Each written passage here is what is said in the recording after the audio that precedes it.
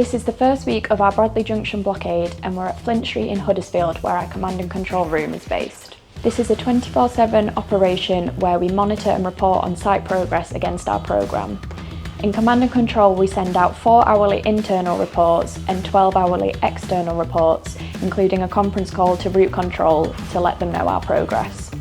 We've got a huge amount of work on over the coming weeks, including track and drainage renewals, OLE foundation installation, continuing the build of the new Deighton station and canopy and platform works at Huddersfield station. We've been very busy here at Deighton, getting ready for rail systems coming in. We've been finishing off the soil nailing works and continuing works on the platform, and also prepping for a bridge install that we've got coming in at the end of the blockade. All works are progressing on plan. Currently we've removed the existing down Huddersfield line, excavated it onto its new alignment. So we're here at Brighouse, which is the main rail to road interchange for the Bradley Junction blockade.